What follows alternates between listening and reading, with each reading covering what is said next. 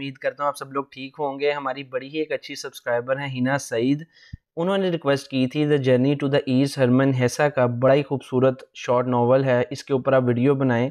अब इसका जो नेम है ना, इसे प्रोनाउंस सही से मैं कर नहीं पा रहा, हरमन हेसा, वैसे इसका ये है, कुछ लोग इसे हरमन हेस भी बोल देते हैं, ठीक है। तो without wasting time in author को हम समझ लेते हैं कि इनका राइटिंग स्टाइल क्या था, ताकि हमें ये शॉर्ट नावल जो है पढ़ने में फिर कोई दिक्कत नहीं होगी। ये स्विस जर्मन पोइट थे, नॉवलिस्ट थे और ऑथर थे। बुनियादी तौर पर ये जर्मन पब्लिकेशन है, तो इसका टाइटल भी डिफरेंट था, लेकिन बाद में ये ट्रांसलेटेड वर्जन है। और इनका जो बेस्ट नोन वर्क है वो Demian Steppenwolf on the journey to the east है, जो कि डिस्कवर करता है कि एक इंसान कैसे सच की तलाश में, स्पिरिचुअलिटी की, रूहानियत की तलाश में निकलता है। और इन सब इनकाउंटर्स के ऊपर ज़्यादा ये लिखते थे, तो ये एक बड़ा ही खूबसूरत अंदाज़ था इनका। और the journey to the east जो है ये बुनियादी तौर पर 1932 में पब्लिश हुई। इसका जॉनरा जो है बिल्डर ग्रोसमैन है, यानी कि ये उस जॉनरा को कहते हैं जिसके अंदर लोग सच की तलाश में, स्पिरिचुअलिटी की तलाश में निकलते हैं। मैं नीचे लिंक्स भी डाल दूंगा डिटेल्ड रीडिंग के लिए। नेक्स्ट हमारे पास है कि ये मॉडर्न लिटरेचर का हिस्सा है, तो मॉडर्न लिटरेचर के एट्रीब्यूट्स में ये चीज़ शामिल है कि उसमें बहुत ज़्यादा डिटेल में चीज़ों को देखा जाता है, इंटेरोगेशन होती है, इंसान चीज़ों के बारे में नित नए सवालात उठाते हैं। तो ये जो शॉर्ट्स नावल है ये बात करता है सच की, एनलाइटनमेंट की और रूहानियत की। वेस्टर्न्स को हमेशा ये लगता है कि जो रूहानियत है, जो हकीकत है, वो सच्चाई है, उसकी तलाश के लिए हमेशा ईस्टर्न साइड पे निकलना चाहिए। तो इसीलिए इसका टाइटल भी the journey to the east है, और इसके अंदर जो लोग हैं वो सफ़र में भी ईस्टर्न साइड की तरफ निकलते हैं। जैसे एक जनरल आइडिया ही है ना कि east is the best meaning के ईस्ट के अंदर सब चीज़ें जो इल्यूमिनेशन लेनी है, अगर आपने एनलाइटनमेंट की तरफ जाना है, रूहानियत की तरफ जाना है, तो ईस्टर्न साइड की तरफ जाया जाता है। वेस्टर्नर्स भी यही करते हैं। तो इस पूरे शॉर्ट नावल में ये दिखाया गया है कि ग्रेट ग्रेट लोग, कुछ फिक्शनल करेक्टर्स हैं, कुछ रियल हैं, जिनमें प्लेटो है और बहुत से लोग हैं, वो एक सफ़र पे निकलते हैं सच की तलाश में। और वो सफ़र जो है वो कोई ख़ास टिपिकल हमारे जैसा सफ़र नहीं है कि कोई डेस्टिनेशन है, बल्कि वो एक, कह लें कि आप इसको मेटाफर है, एक सिंबल है कि इंसान सच की तलाश में निकलता है। यानी वो, ये बताया गया है इस नावल में कि वो वक्त से, वक्त की कैद से, मैटर की कैद से आज़ाद दिखाए गए हैं। यानी मिस्टिक एलिमेंट इसके अंदर मौजूद है। A timeless religious sect whose members include famous fictional and real characters, Plato भी है, मोज़ार्ट, ये सब बड़े बड़े नाम, और कुछ इन्हीं के पुराने जो वर्क हैं उनमें से फिक्शनल कैरेक्टर्स, उनको भी इसमें शामिल किया गया है। वो भी लिंक आपको मिल जाएगा, डोंट वरी। अब आगे बढ़ते हैं मेजर कैरेक्टर्स की तरफ, जो बड़े कम हैं और इजीली आपको याद भी हो जाएंगे। एक तो एच है, जो कि नावल का नरेटर भी है और इस जर्नी में साथ एज अ मेंबर शामिल भी है। लियो जो है उन लीग मेंबर्स का सर्वेंट है, मुलाजिम है, हेल्पर है। हाई थॉन्स जो है ऑफिशियल जज हैं इस लीग के, यानी इस लीग के अंदर अगर कोई बंदा ज़्यादती करता है, रूल्स को ब्रेक करता है, तो उन्हें सज़ा देने का इख्तियार हाई थॉन्स के पास है। और अदर ग्रेट मेंबर्स, जो कि पीछे सारे नेम वाजे हो चुके हैं, वो ग्रेट मेंबर्स, वो सब इसके कैरेक्टर्स में शामिल हैं। अब स्टोरी सुनाने वाला हमारे पास एच है, और उसी के पर्सपेक्टिव में हम सारी स्टोरी देखते हैं। ओके, समरी टाइम स्टार्ट हो गया है, तो एपिसोड 1 देखते हैं। अ ग्रुप ऑफ मेंबर्स, जिसमें बड़े बड़े अजीम लोग हैं, कुछ जिंदा हैं, कुछ मर गए, यानी कुछ जो मर चुके हैं हिस्टोरिकल फिगर्स वो शामिल किए गए हैं, कुछ जो भी जिंदा हैं वो शामिल किए गए हैं, फिक्शनल और नॉन फिक्शनल लोग एनलाइटनमेंट की और सच की तलाश में सफ़र पर निकलते हैं, ठीक है। उसके बाद क्या होता है, एच जो है नरेटर है स्टोरी का, और इस ग्रेट मेंबर्स लीग का हिस्सा भी है। ये जिस सफ़र पे निकलते हैं which is free from time and space constraints, यानी वो हमारे जैसे सफ़र नहीं कर रहे और उनकी कोई स्पेसिफिक डेस्टिनेशन नहीं है। हर मेंबर अपनी पसंद के रास्ते की तरफ निकल जाता है। हाँ, उनकी साइड ईस्टर्न ज़रूर है, और वो को इंसिडेंटली अक्सर मिलते भी हैं रास्ते के अंदर, मैं मिल गया, तुम मिल गए, इत्तफाकिया तौर पर। और क्या होता है कि उनका एक मुलाजिम है जिसका नाम लियू है, जिसको बड़ा अच्छा दिखाया गया, हार्ड वर्किंग और हैप्पी मैन दिखाया। यहाँ तक एपिसोड 2 कंप्लीट हो जाता है। और 3 में क्या होता है कि लियू जो है उसे एक सर्वेंट के तौर पर ओवरलुक कर दिया जाता है, और कोई भी उसकी अहमियत को समझ ही नहीं पाता, ना नरेटर खुद समझ पाता है। लियो के इर्द गिर्द अब सारी स्टोरी घूमने वाली है दोस्तों। होता क्या है कि आप इमेजिन कर सकते हैं कि एक मुलाजिम के गायब हो जाने से पूरे का पूरा अजीम और शान लोगों का ग्रुप ही टूट जाए। येस इट हैपन्स, ऐसा ही होता है। ये जो मुलाजिम है ये पार्टी एक हो रही होती है, ये सब लोग एक जगह इकट्ठा हो गए होते हैं इत्तफाक़िया तौर पर, और वहाँ पर हेल्प आउट करने के लिए लियो का होना ज़रूरी होता है, लेकिन लियो वहाँ से गायब हो जाता है। अब जब वो वहाँ से गायब हो जाता है तो ये अजीम लोग अपना मकसद ही भूल जाते हैं कि ये सफ़र पे निकले क्यों थे, और उसको एक्यूज़ करना शुरू कर देते हैं कि वो हमारी कीमती चीज़ें चुरा करके ले गया, जो एक बहुत ही मामूली बात होती है, इवन दो वो कुछ चुरा करके भी लेकर नहीं गया होता। यानी ये अजीम लोगों का हाल है जो सच की, रूहानियत की और क्रिएटर की तलाश में निकले हैं। अब होता ये बुनियादी तौर पे एक मेटाफर है दोस्तों, एक सिंबल है कि कितना भी अजीम आदमी हो, वो जो इंसान की बेसिक्स है ना, छोटी छोटी चीज़ पर तवज्जो देना और बड़ी बड़ी चीज़ों को निगलेक्ट कर देना, वो छोड़ नहीं सकता।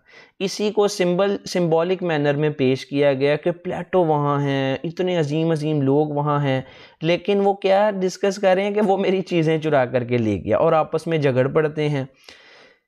एच को बड़ा गुस्सा आता है, वो जर्नी को छोड़ देता है और ग्रुप के बाकी मेंबर से डिस्कनेक्ट हो जाता है। यानी एच जितनी बड़ी गलती करता है कि उनको समझाने के बजाय वो ग्रुप ही छोड़ देता है और पीछे हट जाता है। In short her cheese messed up हो चुकी है उसको ब्लेम करने की वजह से, और लोग इसको वहाँ पर ग्रुप ऑफ मेंबर ये समझने कि ये उन्होंने बड़ा इंपॉर्टेंट काम किया है, जो कि जर्नी से ज़्यादा इंपॉर्टेंट तो नहीं था। लेट्स सपोज अगर उसने उनके इंपॉर्टेंट स्टफ़ चुराए भी हैं तो ये जर्नी से ज़्यादा इंपॉर्टेंट कैसे हो गया, और अगर वो उसको एक सर्वेंट ही समझते थे तो उन्होंने उसको इतनी इंपॉर्टेंस दी कि उसकी वजह से जर्नी ही तर्क कर दी, जर्नी ही छोड़ दी। नेक्स्ट क्या होता है, काफ़ी सालों बाद ना एच जो है वो राइट डाउन करने की कोशिश करता है कि उसने सफ़र में क्या क्या किया था, अकाउंट्स लिखने की कोशिश करता है, लेकिन उसे कुछ भी इस मुक़द्दस सफ़र के बारे में याद ही नहीं आता। अजीम शान लोग उसके साथ थे, अजीम ग्रेटेस्ट लोग उसके साथ थे, लेकिन उसे कुछ भी याद नहीं आ रहा होता। वो बड़ा ही ज़्यादा दुखी महसूस करता है, बुरा महसूस करता है कि मैं इतना स्टूपिड हो गया था कि मैंने एक मामूली सी चीज़ के ऊपर फोकस तो किया कि लियो ने चोरी की है, और ये मैं भूल गया कि मुझे कितना बड़ा अजीम लोगों के साथ रहने का मौका मिला था, और मैं जर्नी छोड़ के भाग गया। ये जर्नी छोड़कर भागा था सूलन, बाकी लोग फिर भी चलते रहे थे अपने सफ़र पे, लेकिन ये जर्नी से भाग गया था, इसलिए ये कुछ भी लिख नहीं पा रहा सिग्निफिकेंट, क्योंकि ये जर्नी से तो निकल गया, तो अब इसको पता ही नहीं कि जर्नी में नेक्स्ट क्या हुआ था। इसलिए हमें भी नहीं पता, क्योंकि नरेटर तो ये है, ये हमें बता ही नहीं सकता। अब नेक्स्ट क्या होता है कि ये एक और जर्नी तैयार करता है और लियो को ढूंढने के लिए निकलता है। अब जब लियो इसको मिल जाता है तो लियो जो है इसको पहचानने से इनकार कर देता है, ये उसको सफ़र की बातें याद करवाता है, उसे कुछ याद नहीं आता, जिसकी वजह से ये और ज़्यादा मायूस हो जाता है। और नेक्स्ट डे यानी इस वाक़े के बाद वो उसको एक लेटर लिखता है और अपना गिल्ट, अपना जो है ना रिमोर्स, अपना पछतावा उसके सामने पेश कर देता है। वो ये लेटर पढ़ लेता है। अब लियो तो सिर्फ ड्रामा कर रहा होता है ना समझ आने का, अदरवाइज़ तो उसको सब पता होता है। और वो अगले दिन इसके पास आ दबकता है और कहता है कि हाई थ्रोन तुम्हें बुला रहे हैं कि तुम्हें जज किया जाए, और तुम्हारा जो मिसकंडक्ट है लीग के साथ, क्या मिसकंडक्ट है, लीग को छोड़ के भाग जाने का, इसके बारे में तुम्हें सज़ा दी जाए। अब क्या होता है कि हेयरिंग स्टार्ट हो जाती है, और हेयरिंग के दौरान ही इसको पता लगता है कि लियो कोई मुलाजिम शुलाजिम नहीं है, बल्कि लीग का प्रेसिडेंट है, जो कि इनको सिर्फ और सिर्फ इसको और बाकी मेंबर्स के पेशेंस को चेक कर रहा था कि ये इतने बड़े सफ़र के लिए निकले हैं तो पेशेंस तो साथ लेके आए होंगे, सब्र व तहम्मुल और काइंडनेस तो इनके साथ होगी, और ये तमाम तर लोग फेल हो गए इस टेस्ट में और अपनी जर्नी को एनलाइटनमेंट की तरफ एच जो है बिल्कुल ही कंटिन्यू ना कर सका, और बाकियों का तो हमें नरेटर को कुछ नहीं पता, तो आप यही कह लें कि वो भी पूरी तरह से हार ही गए और नहीं स्टार्ट कर सके। यानी यही नहीं हारा, बाकी तमाम लोगों ने भी, चूँकि इस पे लियो पे इल्ज़ाम लगाए तो वो भी इस ट्रायल में हार गए, यानी ये टेस्ट में वो पास ना कर सके। यानी ये सब एक ड्रामा था लियो को सर्वेंट बनाने का और उसको गायब कर देने का। इनकी पेशेंस चेक करना, इनका एटीट्यूड और किरदार को देखना असल बात थी। अब नेक्स्ट क्या होता है कि उसको कोई पनिशमेंट वगैरह तो नहीं मिलती, लेकिन हाँ उसको एक और मौका मिल जाता है लीग में शामिल होने का, और उसको बता दिया जाता है कि तुम्हें ऐसे बहुत से चैलेंजेस से गुजरना पड़ेगा, टेस्ट के लिए तैयार रहो। और यहाँ पर वो एंड पे हमें सीन में दिखाया जाता है कि वो बड़ा थका थका और रिलक्टेंट होता है लीग को ज्वाइन करने के लिए। तो बुनियादी तौर पर दोस्तों ये जो सफ़र है या सफ़र के अकाउंट्स हैं कि ये हुआ, ये बुनियादी तौर पर इसको आप एज एन एलेगरी देखें। एलेगरी तो कोई ख़ास एक इवेंट की तरफ इशारा होता है, आप एज अ सिंबल देख लें, सिंबॉलिक मैनर में देखें कि इंसान जब भी कुछ बड़ा करने निकलता है तो जब उसको कोई चैलेंजेस आते हैं तो वो भाग खड़ा होता है, फिर वो कहता है कि मैं तरक्की नहीं कर सका, या इंसान इतनी बड़ी बात कह देता है कि मैं सच की तलाश में निकलूँगा, मैं स्पिरिचुअलिटी की तलाश में निकलूँगा, और वो इतनी मामूली सी बात पे आकर के अटक जाता है कि उसके मुलाजिम ने चोरी की और वो भाग गया और वो इससे डिसअपॉइंट हो जाता है। यानी ओवरऑल हम अपने आप को देखें या सोसाइटी में देखें तो ये हमें चीज़ नॉर्मल मिलती है कि बातें हम बड़ी बड़ी करते हैं, लेकिन उसके लिए जो तकलीफ़ें आनी हैं हम उनको एक्सेप्ट करने के लिए, उनको बियर करने के लिए तैयार नहीं है। जैसे मैं बीइंग अ यूट्यूबर 3-3.5 साल से लगा हुआ हूँ और मैं भी डिसअपॉइंट हो जाता हूँ, मैं भी भाग जाने का सोचता हूँ, लेकिन मैं भागता नहीं हूँ। मुझे आप लोग अजीज़ हो, मुझे अपना मकसद पता है कि मैं यहाँ पर क्यों हूँ, और जब इंसान अपने मकसद को अपनी फीलिंग्स से बड़ा कर लेता है तो वही तरक्की करता है, और यही पूरे का पूरा आप अपनी ज़िंदगी में अप्लाई कर सकते हैं। अब कुछ थीम्स हैं इस शॉर्ट नावल की जो कि इम्पॉर्टेंट है। बुनियादी तौर पर नावल से ज़्यादा इसकी थीम्स इंपॉर्टेंट हैं, आपको पता होनी चाहिए पेपर पॉइंट ऑफ व्यू के लिहाज से भी और ओवरऑल आपकी नॉलेज के लिहाज से। Transformation through despair. अब थ्रू ऑल हमें एच जो नरेटर है उसका करेक्टर दिखाया कि उसको गम ने बदल के रख दिया, उसको रियलाइजेशन जब गम हुआ, डिसअपॉइंटमेंट हुई कि मेरे इतने साल वेस्ट हो गए, उसके बाद वो ख़ुद को ट्रांसफॉर्म कर पाया। और हमारी ज़िंदगी में भी जब तक हमें ठोकर नहीं लगती और हमें डिस्पेयर नहीं आता, कोई मुसीबत नहीं आती, हम ट्रांसफॉर्म नहीं कर पाते। Human reluctance to face challenges on the journey of truth. इंसान सफ़र की सच की तलाश में तो निकलता है, लेकिन उन चैलेंजेस से रिलक्टेंस शो करता है, भागता है कि मुझे कोई तकलीफ़ का सामना ना करना पड़े। It's a normal human nature.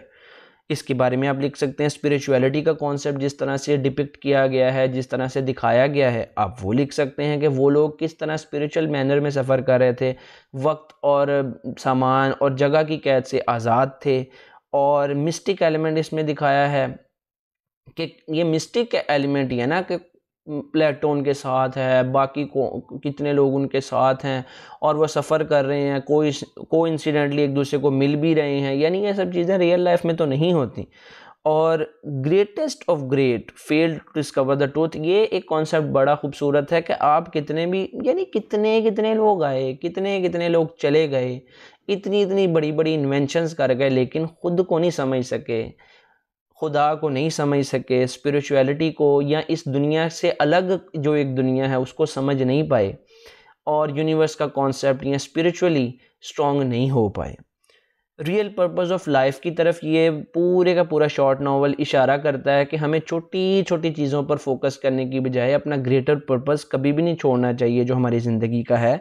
Don't जज a book by its cover. अब जैसे लियो को जज किया गया being a servant, being a stealer, being a thief, था वो प्रेसिडेंट लीग का, तो आप किसी भी जो है बुक को उसके कवर से जज नहीं कर सकते हो। और लिविंग कमिटमेंट डेडिकेशन, हम कितनी आसानी से अपनी कमिटमेंट और अपनी डेडिकेशन को छोड़ देते हैं, जैसे एच ने किया कि वो लीग से ही निकल गया, यानी उसको इतना बड़ा मौका मिला था अजीम लोगों के साथ वक्त गुजारने का, और उसने किस बात पे यार उसको छोड़ा, ये एक बहुत ही मज़े की बात है। और ह्यूमन फ्रेजिलिटी के इंसान कितना फ्रेजाइल है, कितना नाजुक है अपने जज्बात के हाथों, अपनी ज़ात के हाथों। ये कुछ थीम्स थी, ये ओवरऑल इसकी प्लॉट समरी थी, कैरेक्टर्स बड़े थोड़े से थे। आई होप आपको अच्छे से समझ में आ गई हो, और हिना सईद आप भी इस वीडियो को देख लीजिएगा, कमेंट में ज़रूर बताइएगा, आप सब लोग बताइएगा। और जितने भी न्यू लोग इस चैनल पे आते हैं, इस चैनल को सब्सक्राइब ज़रूर कर दिया कीजिए, ताकि आपको दोबारा फिर प्रॉब्लम नहीं होगी मुझे फाइंड आउट करने में। Keep watching, like this video, subscribe this channel, and don't forget to ask others to subscribe this channel as well. Keep watching. अल्लाह हाफिज़।